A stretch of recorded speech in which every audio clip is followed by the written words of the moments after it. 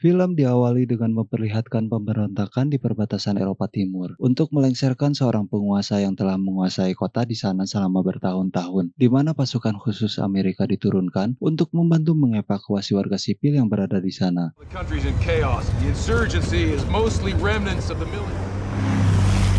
Namun dari beberapa tim yang diturunkan, hanya tersisa satu prajurit yang selamat. Tiger Team 1, copy.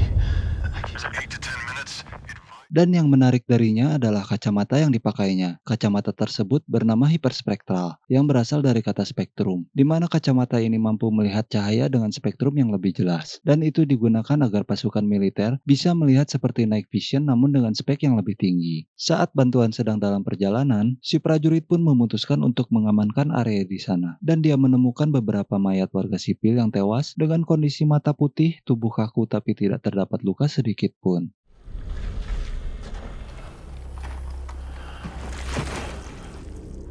Hingga saat dirinya masuk ke sebuah lorong gelap, tiba-tiba Are you seeing this? There's some kind of disturbance. What are you seeing?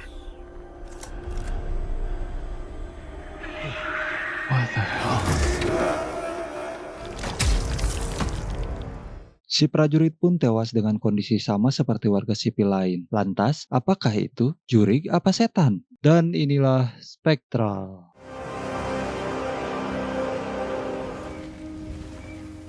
Kita akan diperkenalkan dengan seorang ilmuwan jenius bernama Klein, di mana ia adalah pengembang senjata militer di Departemen Pertahanan Amerika. Dan ternyata yang menciptakan kacamata hiperspektral itu adalah Klein itu sendiri. Tak hanya itu, ia juga menciptakan berbagai alat yang digunakan oleh militer seperti baju Templar, drone pelacak otomatis, dan lain-lain. Saat itu, Klein sedang mendemonstrasikan penemuan terbarunya, berupa senjata sinar plasma yang bisa menembus berbagai material dengan cara memanaskan suhu, sehingga senjata tersebut tidak menimbulkan kebisingan saat digunakan.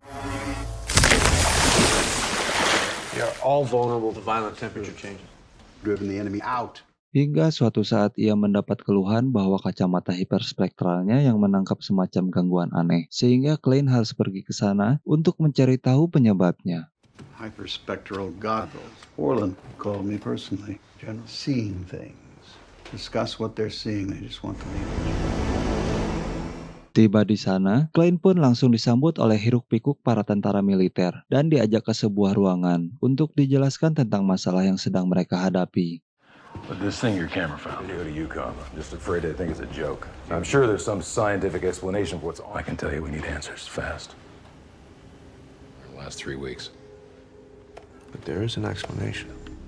Klein pun belum bisa menyimpulkan apa itu, karena perlu tes lebih lanjut untuk lebih pastinya, karena dia takut bahwa itu hanyalah sebuah editan Photoshop yang dibuat agar viral di medsos. Mereka pun menjelaskan bahwa korban ditemukan tewas dengan kondisi organ dalam membeku, mata putih, kulit terbakar, dan berkarat. Their internal organs were frozen and the ghosts of war. Mitos warga lokal mengatakan bahwa itu adalah perbuatan hantu perang, di mana arwah para korban perang yang mati penasaran sengaja bergentayangan untuk melampiaskan dendam semasa hidupnya. Tentu saja Klein tidak percaya begitu saja, karena dibutuhkan observasi untuk membuktikannya. Para ahli di sana pun membuat hipotesis bahwa itu adalah perbuatan musuh yang menggunakan semacam pakaian dengan teknologi kamuflase, dan penyebab kematian para korban bisa jadi disebabkan oleh senjata kejut listrik dan beberapa alat canggih lain. Give me a copy of the data and some No, that time. won't be possible. Insurgent soldiers wearing active camouflage. Some kind of shock delivered directly to the victim. Dan sekali lagi, Klein tidak ingin membuat kesimpulan sebelum mengetahuinya secara pasti. Dan apabila mereka ingin bantuan dari Klein untuk mengetahui penyebabnya, maka mereka harus mengizinkannya untuk ikut pengujian ke lapangan. We lack data to support any theory. First of all, you need a better shot. That's what I'm More looking powerful for. version of the helmet cams your guys have been using. Can you mount this thing? If you want that kill shot. Dengan tangannya sendiri, Klein pun mencopot senjata di mobil milik para tentara dan memasang kamera hiperspektral yang dibawanya, di mana hiperspektral kali ini memiliki daya tangkap lebih tinggi dan lebih canggih dari kacamata yang pernah dibuatnya. Hal itu tentu mendapat sedikit pertentangan dari beberapa pasukan di sana, di mana Klein diintimidasi oleh beberapa tentara sebelum seorang sersan muncul dan mengatakan bahwa mobil tentara tersebut ternyata adalah hasil ciptaan dari Klein sendiri. Seketika, mereka pun terdiam. Dr. Klein's team built that truck. It's good to see you, Dr. Klein. Good to see you. There'd be nothing but goodwill in this group. Tak lama muncullah seorang pemimpin bernama Mayor Session yang dimana beliau nampak tak terlalu menyukai keberadaan Klein di sana yang dianggap mengganggu misi mereka di lapangan. I'm just not a fan of taking tours. Major, we gotta get Dr. Klein out in the field so we can track the Make sure your equipment. Namun si Sersan yang merupakan teman lama Klein mencoba untuk membuat Klein bersabar dan tetap fokus pada tugasnya. Dan Klein pun sebenarnya cukup santuy menghadapi itu semua. So can you. I'm just here to find this I thing. knew this was a top priority, but Something none of us have thought of yet. worried about it. Hingga tibalah waktu terjun ke lapangan, mereka semua pun debriefing sebelum akhirnya berangkat menuju ke lokasi. Your mission's a quick extraction. Dr. Klein will be monitoring your helmet cam feed. Stay on comms. Get your gear.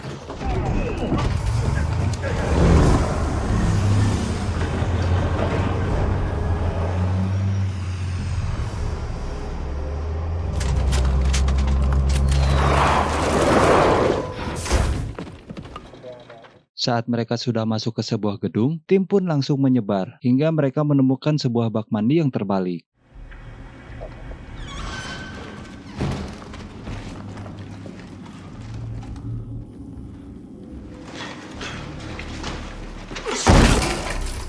I've got an insurgent body here. None of these guys appear to have taken any rounds. No Toll entry. check, you 2 o'clock. There's something under that tub.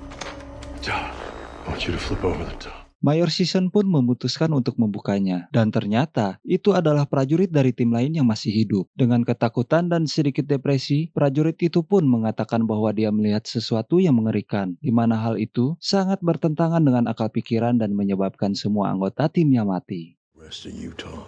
Oh, they're dead. Bodies. I told you, you're on the top. Sementara itu, tim lain pun terlihat sedang memeriksa lantai di atas, di mana akhirnya mereka menemukan sosok itu. This is the opposite of God. Nothing's there, guys. I'm standing right here. Klein dan Sersan yang berada di mobil menyuruh para tentara untuk menembak makhluk tersebut. Namun ternyata peluru tersebut justru menembusnya. Hingga akhirnya fenomena itu terjadi lagi ketika prajurit tersebut dihantam dan tewas dengan mata putih dan kulit terbakar.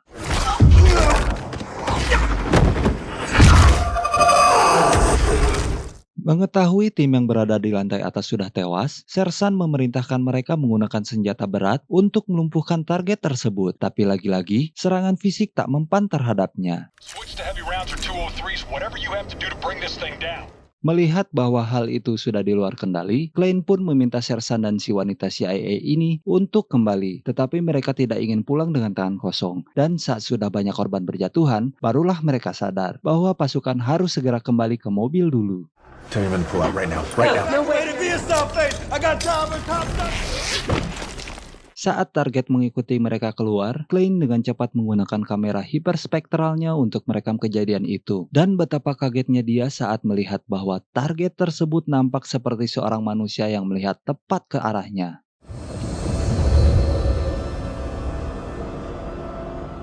Mengetahui Klein sedang dalam bahaya, si Sersan pun keluar dan justru harus menjadi orang yang pertama mati karena mendapat honor yang lebih rendah dari Klein sang pemeran utama.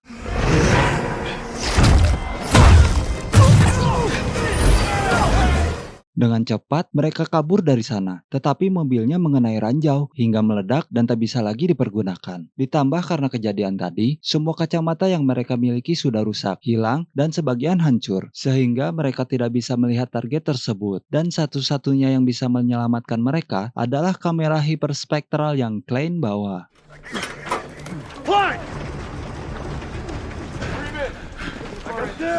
My goggles were wasted in the crash, sir. Maybe that camera could still help us. Saat sudah berada di ketinggian, mereka pun melihat sebuah fakta yang mengejutkan, di mana target tersebut ternyata tidak hanya satu, melainkan rombongan. Dan menariknya adalah, mereka justru menemukan kelemahan para makhluk atau target tersebut, di mana mereka tidak bisa melewati gedung, dikarenakan ada bubuk logam murni yang tersebar di sekeliling gedung tersebut. Something's stopping them. Smell. Your iron filings. I don't think we're alone. Tiba-tiba, terdengar sesuatu dari dalam gedung yang entah apa itu. Mereka pun mencoba menghampiri sumber suara tersebut yang berada di dalam ruangan. Dan tiba-tiba, Ternyata mereka hanya anak-anak, di mana anak ini ditinggal oleh kedua orang tuanya yang sudah meninggal. Salah satu anak pun memberitahu bahwa yang menyebar bubuk logam tersebut adalah ayah mereka, dan beliau tewas saat melakukan itu. Saat ditanya lebih rinci, si anak pun tidak tahu menahu tentang target goib tersebut, tetapi dia menunjukkan sebuah kertas peninggalan ayahnya, di mana di situ terdapat gambar peta sebuah lokasi yang merupakan asal-muasal target goib itu muncul. Was it your idea? Their father rolled open barrels. Father was the one who put down the iron shavings. He knows Mazarov. That's where it all began. Ketika Mayor Sisson dan timnya sedang berembuk untuk pergi atau bertahan, Klein pun mengungkapkan sebuah ide, di mana mereka memiliki peluang untuk bisa lolos. Caranya dengan memasukkan bubuk logam murni yang ada ke dalam bom yang mereka miliki. Mungkin target goib tersebut tidak akan mati dengan itu, tetapi setidaknya bisa menghemat mereka selagi mereka lari dari sana. If I told you I can improve our chances of making that Let's plot? collect the grenades. Selagi para tim sedang membuat bomnya, Klein sendiri mengubah kamera hiperspektral menjadi semacam lampu sorot, sehingga mereka semua bisa melihat para gaib tersebut secara langsung. We'll be able to see them with our own eyes.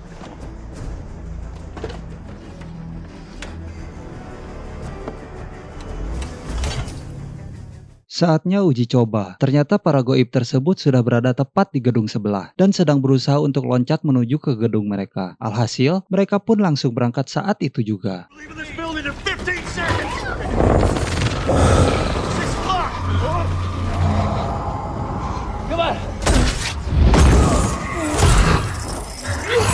Terjadi kejar-kejaran di antara mereka yang membuahkan hasil, bahwa bom tersebut ternyata berhasil menghambat para makhluk gaib tersebut. Namun karena mereka kalah banyak, salah satu dari mereka pun harus tewas. Dan pada akhirnya, Klein dan kawan-kawan harus terjebak dalam sebuah bus yang ada di sana.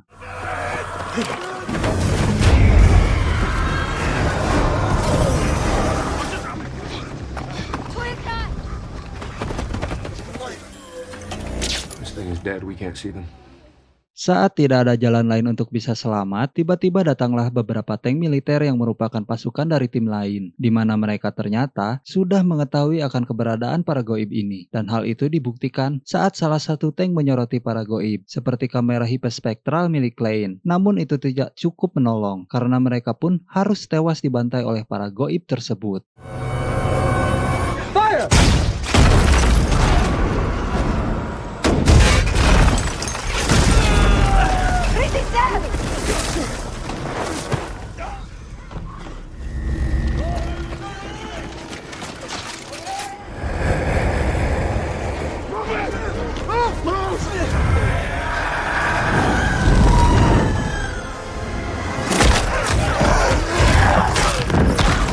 Saat para goib sedang mengumpur pasukan yang ada, Klein pun secara kebetulan melihat bahwa sesaat setelah makhluk itu menabrak timnya, ternyata makhluk itu seperti merasa kesakitan karena tak bisa menembus tank tersebut. Sampai sini, Klein akhirnya bisa sedikit menyimpulkan bahwa makhluk itu ternyata memiliki beberapa kelemahan yang cukup masuk akal. Dan saat helikopter datang, Klein pun langsung melemparkan bubuk logam murni tersebut dan membuat para goib terlihat sangat kesulitan untuk berjalan. Akibat kejadian tersebut, Mayor Sisson pun harus kehilangan anak buahnya dan hanya menyisakan 4 orang dari mereka yang selamat.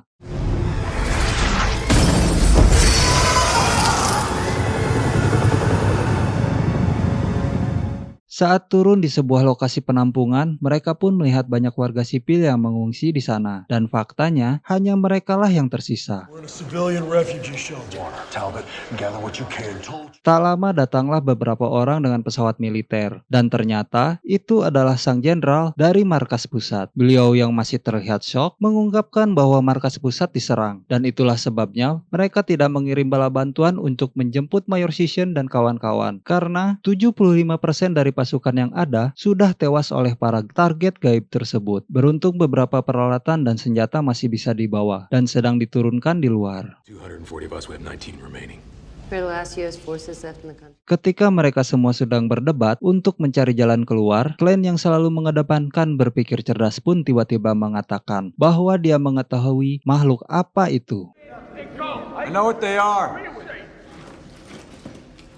Klein pun menjelaskan bahwa hasil dari pengamatannya, dia menemukan beberapa fakta menarik tentang makhluk tersebut. Di antaranya, pertama, kita melihat mereka bisa membunuh dan menembus tubuh manusia. Kedua, mereka tak dapat dilihat dengan mata telanjang. Dan ketiga, mereka lemah terhadap logam murni dan tidak bisa menembus pelindung tank yang terdapat material keramik di dalamnya. Sehingga bisa diambil kesimpulan bahwa makhluk tersebut bukan hantu atau makhluk gaib, melainkan hanya sebuah energi yang diciptakan oleh manusia. Dengan kata lain, mereka merupakan sesuatu yang tidak alami atau buatan manusia. Karena sejauh yang Klein tahu, bahwa pocong, tuyul, kunti, sundel bolong, babi ngepet, jurik, jarian, dan lain-lain memiliki ability untuk bisa menembus semua benda. Karena sudah jelas, mereka adalah makhluk dari dimensi lain, dan dengan fakta bahwa para makhluk tadi tidak bisa menembus beberapa material. Sudah pasti mereka pun terbuat dari sifat benda seperti padat, cair, atau gas. Dan bisa diambil kesimpulan bahwa mereka pun akan taat pada hukum alam dan fisika, sehingga besar kemungkinan mereka pun dapat dihancurkan, dan Klein mengetahui cara membuat senjata untuk menghancurkan mereka.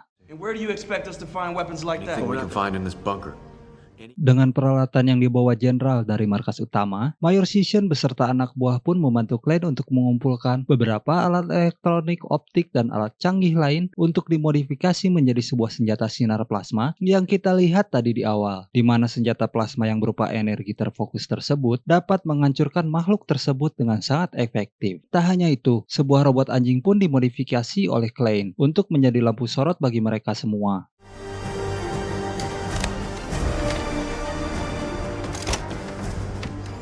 Should break down condensate. Setelah semua selesai, tujuan mereka selanjutnya adalah sebuah lokasi yang ada di peta milik ayah si anak kecil tadi, yang katanya merupakan asal-muasal makhluk itu muncul. Dan belakangan diketahui bahwa lokasi tersebut adalah pembangkit listrik, di mana itu menjadi sangat masuk akal, karena untuk menciptakan makhluk ini pasti memerlukan daya yang sangat besar. It's got weapons research written all over it. Hi, boys. Hingga saatnya tiba, mereka pun berangkat ke sana untuk memusnahkan makhluk tersebut sebelum semuanya menjadi terlalu jauh. 1 minute!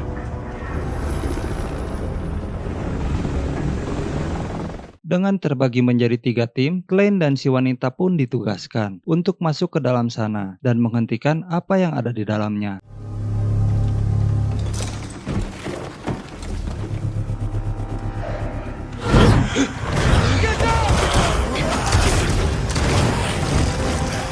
Sementara itu, Mayor Sisson dan anak buahnya pun akan melindungi mereka dan menahan makhluk itu sebisanya. Dan saat makhluk itu muncul, mereka pun menembakkan senjata itu untuk pertama kalinya. Dan ternyata itu berhasil.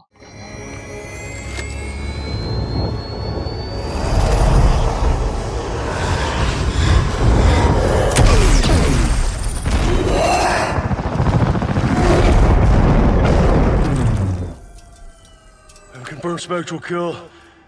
Dengan cepat yang lain pun turun dan langsung menyerang mereka semua. Namun karena gerakannya terlalu cepat, sebagian besar prajurit pun harus tewas dalam pertempuran tersebut. Di sisi lain, Klein dan si wanita pun akhirnya berhasil masuk ke dalam sana dan menemukan beberapa kotak yang berisi makhluk yang masih dalam tahap pencetakan. Dan bisa dipastikan bahwa ini adalah pabrik pembuatan makhluk-makhluk tersebut. They were scanning people and then printing them out of condensate. Industrial process. Tak cukup sampai di situ, Klein pun menemukan sebuah ruangan di mana di sini terdapat banyak sekali makhluk yang berada dalam kotak kurungan. Dan saat mereka melihat beberapa kotak kaca yang pecah, di situ dia sadar bahwa ada kerusakan yang membuat makhluk-makhluk itu akhirnya keluar dan membunuh semua orang yang bekerja di pabrik tersebut. Half the cells are broken and empty. Some structural failure must have set them free. Tak ingin membuang waktu, Klein pun langsung turun untuk menonaktifkan sumber dayanya agar makhluk itu bisa lenyap selamanya. They did lose control. Sementara itu, Mayor dan anak buah pun terlihat kaget saat tiba-tiba muncul beberapa makhluk yang bergabung menjadi satu dan membuat ukurannya menjadi besar. Tak ingin terpesona dengan hal itu, mereka pun langsung menembakinya. Hingga saat satu persatu personil tewas, Klein pun akhirnya bisa melepaskan kabel sumber dayanya dan berhasil menghentikan makhluk-makhluk gentayangan tersebut.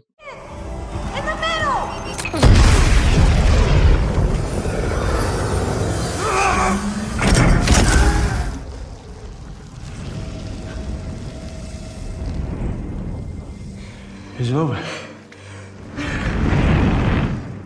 Saat Klein dan si wanita masuk ruangan lain, mereka pun menemukan banyak box yang berisi otak manusia. Hingga Klein menyimpulkan bahwa makhluk itu dibuat dari manusia asli, yang pikirannya ditransfer dan dicetak ulang menggunakan alat-alat canggih di sana. Entah siapa yang menciptakan mimpi buruk ini. Tapi yang pasti, Klein langsung mematikan semua kotak yang ada dengan tujuan untuk mengakhiri penderitaan mereka semua.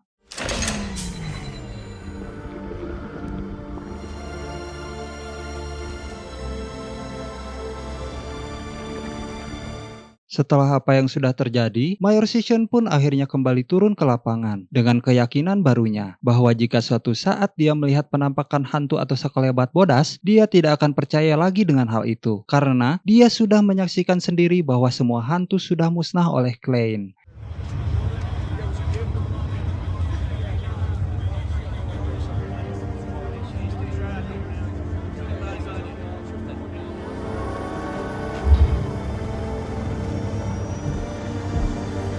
Dan film pun tamat.